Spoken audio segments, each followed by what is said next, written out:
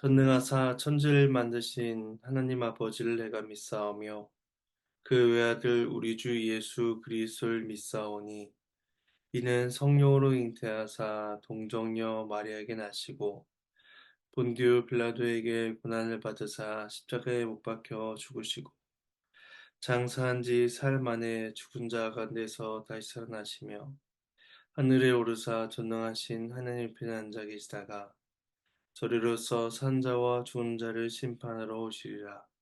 성령을 믿사오며 거룩한 공예와 성도가 설교하는 것과 죄를 사해 주시는 것과 몸이 다시 사는 것과 영원히 사는 것을 믿사옵나이다. 네. 찬송가 410장 찬송하시겠습니다. 찬송가 410장 1절과 4절 찬송하시겠습니다. 이렇게 찬송하겠습니다. 내 맘에 한 노래 있어 나 즐겁게 늘 부르네 이 노래를 부를 때에 큰 평화 임하도다 평화 평화 하나님 주신 선물 그 놀라운 주의 평화 하나님 선물일세 이 평화를 얻으려고 주 앞으로 나아갈 때 주 예수님 우리에게 이 평화 주시도다. 평화, 평화, 하나님 주신 선물. 그 놀라운 주의 평화, 하나님 선물일세. 네, 함께 보실 말씀은 사도행전 20장입니다.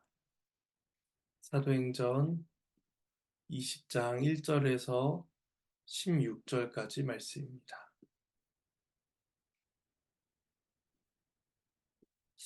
네, 말씀은 본문을 살펴가는 가운데 봉독하도록 하겠습니다. 제 주의 말씀을 함께 나누겠습니다. 바울은 3년여 동안의 에베소를 중심으로 한 소아시아 지역의 사역을 매듭 짓고 이제 예루살렘으로 가고자 합니다. 오늘 본문은 마게도냐와 드로아, 밀레도에 이르는 여정을 보여주고 있는데 단락을 따라서 말씀을 보도록 하겠습니다. 먼저 1절에서 3절은 에베소를 떠나서 마게도냐 지방으로 간 이야기를 다룹니다.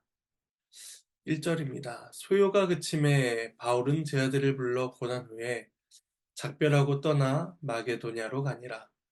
그 지방으로 다녀가며 여러 말로 제 아들에게 권하고 헬라에 이르러 거기 석 달 동안 있다가 배 타고 수리아로 가고자 할 그때에 유대인들이 자기를 해하려고 공모함으로 마게도냐를 거쳐 돌아가기로 작정하니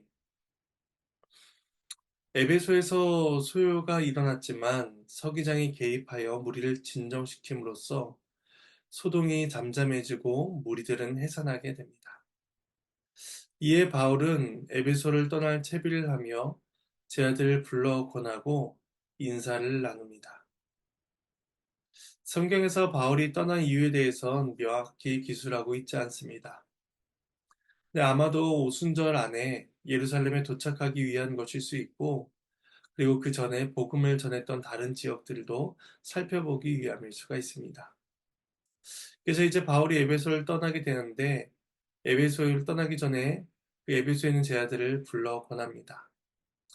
그 권한 내용은 여러 박해가 그들을 괴롭게 할 것이지만 그럼에도 그리스도를 굳건히 붙잡고 그들을 부르신 그 부르심에 합당하게 살도록 그렇게 권하는 내용일 것이었습니다. 그는 에베소 교회를 향한 사랑을 담아서 위로와 격려, 교훈과 경고의 말을 합니다. 그리고 바울은 에베소를 떠나 마게도니아 지방으로 갑니다. 마게도니아에는 빌립보, 데살로니가, 베레아 등의 지역들이 있었는데 그 교회들은 저마다 다양한 문제들을 가지고 있었을 것입니다.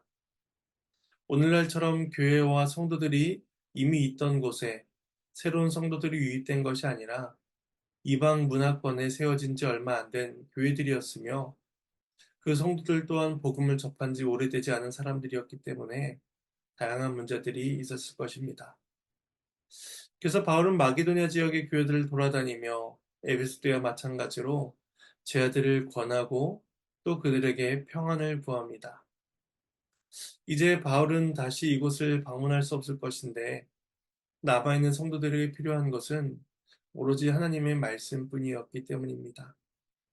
말씀만이 교회를 굳건히 서게 하며 말씀만이 어떤 풍파에도 그들을 흔들리지 않게 할 것입니다.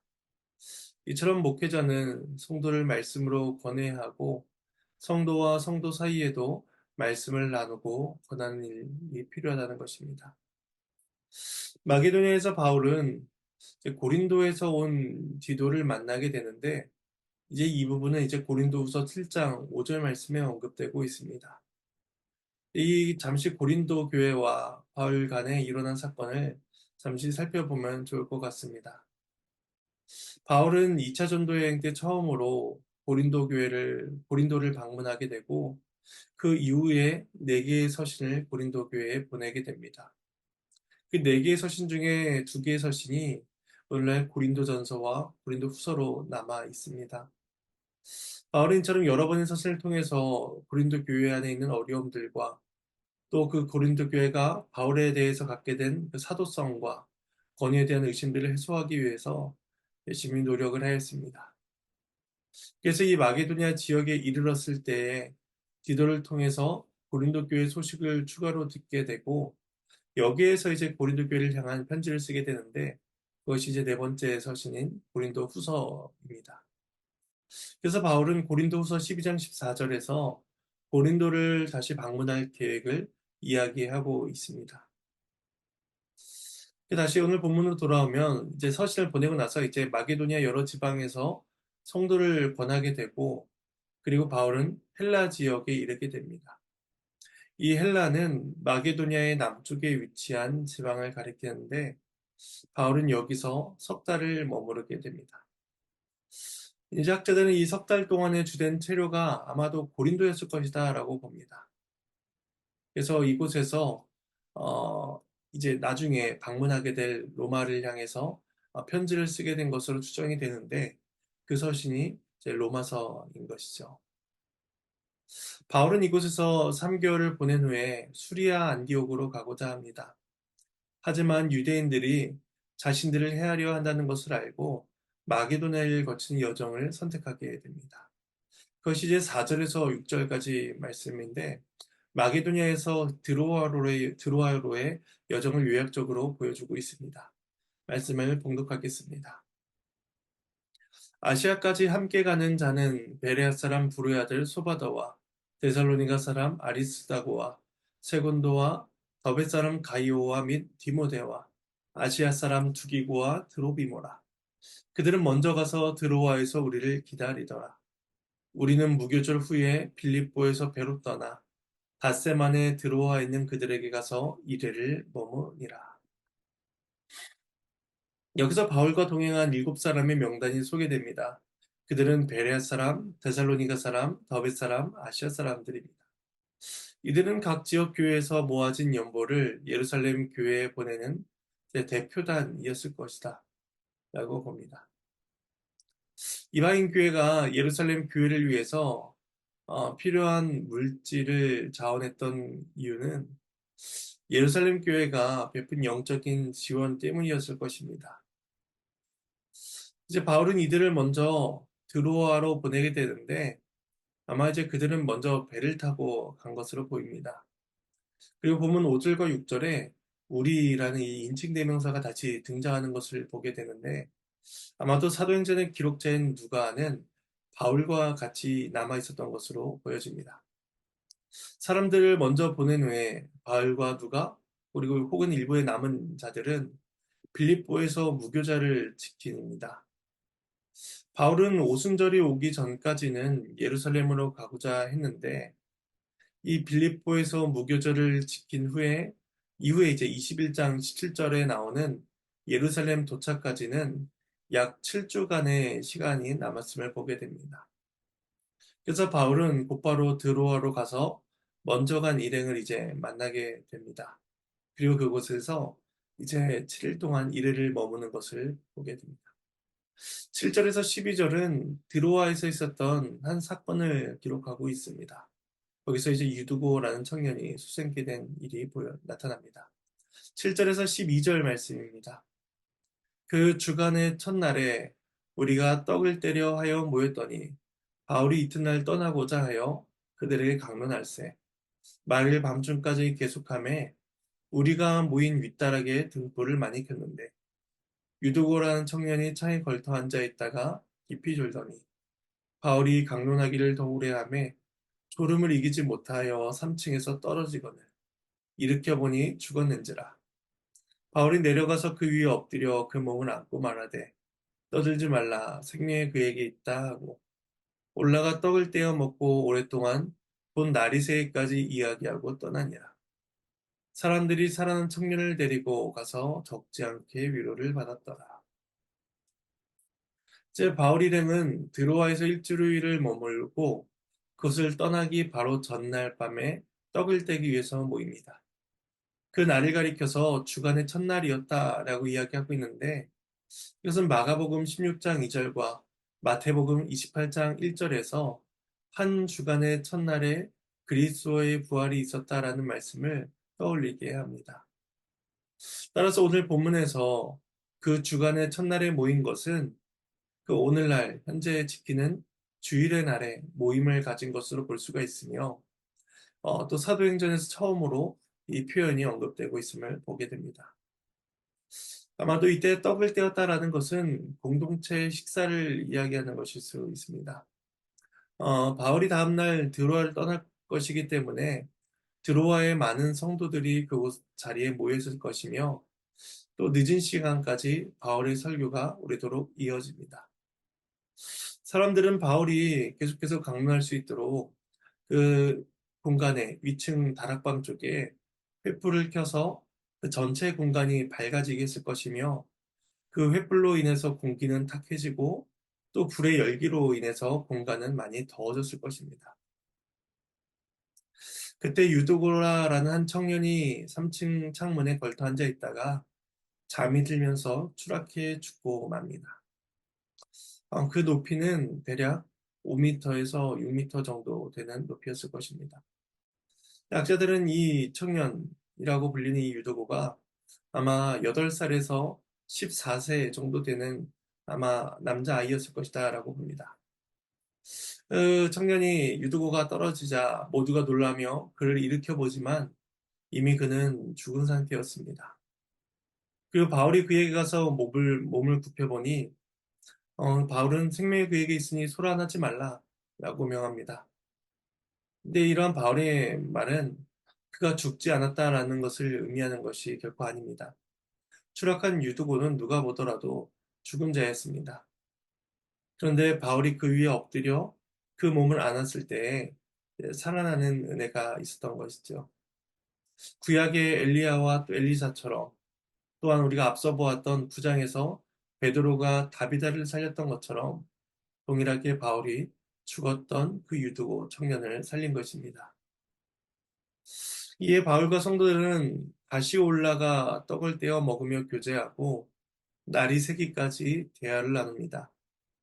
추락사라고 여겨졌던 그 청년이 살아났던 기쁨, 또 진리의 말씀이 선포되는 기쁨, 또 성도 간의 교제의 기쁨이 드로아에서의 바울의 마지막 밤을 그렇게 기쁨으로 충만하게 채우고 있었던 것입니다.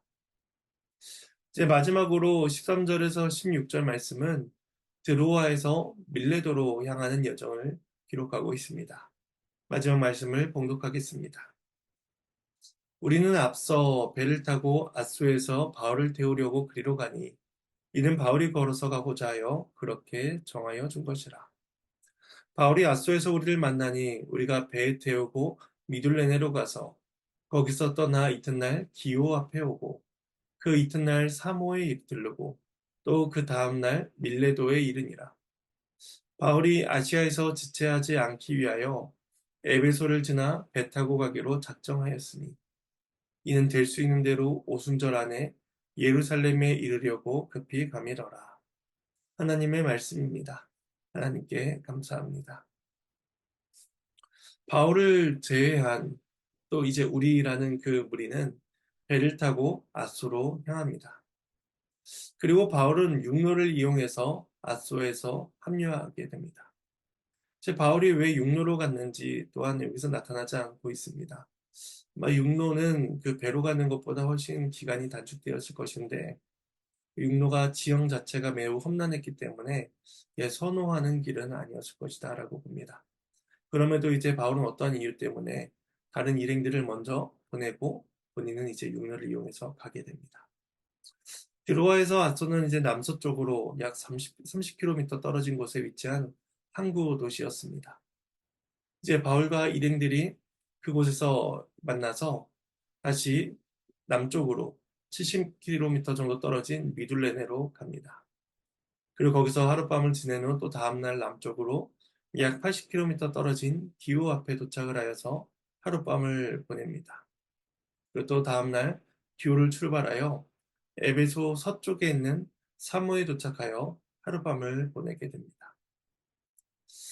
이 기호 같은 경우는 시인인 호메로스가 출생한 것으로 알려져 있고 사모는 이제 피타고라스의 출생지로 알려져 있습니다. 사모에서 하룻밤을 보낸 바울 일행은 밀레도에 도착하게 되는데 밀레도는 에베소에서 남쪽으로 약 45km 정도 떨어진 곳에 위치해 있습니다. 바울은 가능하다면 오순절 안에 예루살렘으로 도착하려고 노력을 하고 있었는데 그렇기 때문에 이제 에베소에 들러서 시간이 지체되는 것을 원치 않았습니다. 대신에 밀레도에 머물게 된 그 짧은 시간 동안 에베소에 있는 장로들을 그 밀레도로 청하여 그들과 만나는 계획을 세우며 오늘 말씀이 마쳐지게 됩니다. 말씀을 정리하도록 하겠습니다. 바울은 마게도냐와 아시아 또 에베소의 사역을 마무리하면서 목적한 시간에 예루살렘으로 돌아가고자 합니다. 이제 이곳을 떠나면 바울은 성도들을 다시 만날 수 없을 것이기 때문에 바울은 할 수 있는 한 힘써 말씀을 가르치고 권합니다. 진리의 말씀만이 바울이 교회를 위해서 남겨줄 수 있는 유일한 유산과 같았기 때문입니다. 바울은 자신의 이름과 업적이 유산으로 남기를 원하지 않았으며 오직 예수 그리스도와 그분의 말씀만이 증거되기를 원했던 것입니다.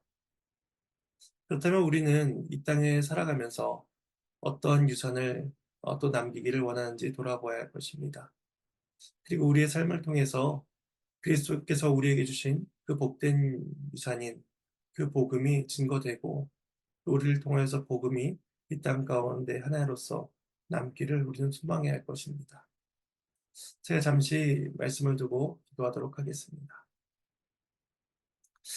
하나님의 은혜에 감사를 드립니다. 예루살렘으로 돌아가기 위해서 애썼던 그 바울이 그 남은 시간 동안 그 지역 교회와 성도들에게 복음을 권하고 가르쳤던 것처럼 말씀만이 그곳에 남아서 교회를 세우기를 원했던 것처럼 우리 또한 이 땅을 살아가면서 복음을 증거하고 또 말씀을 우리의 유산으로 남기기를 소망하옵나이다. 우리가 이 땅에 다른 어떤 것을 남기기 위하여 애쓰기보다 오직 복음만을 증거하며 그리스도만을 나타내는 삶이 될 수 있도록 도와주시옵소서. 감사를 드리옵고 이 모든 말씀 예수님의 이름으로 기도합니다. 주님께서 가르치신 기도로 마치겠습니다. 하늘에 계신 우리 아버지여, 이름이 거룩히 여김을 받으시오며 나라가 임하시오며 뜻이 하늘에서 이루어진 것 같이 땅에서도 이루어지리이다. 오늘날 우리에게 일용할 양식을 주시옵고 우리가 우리에게 죄 지은 자를 사하여 준 것 같이 우리의 죄를 사하여 주시옵고 우리를 시험에 들게 하지 마시옵고 다만 악에서 구하시옵소서. 나라와 권세와 영광이 아버지께 영원히 있사옵나이다.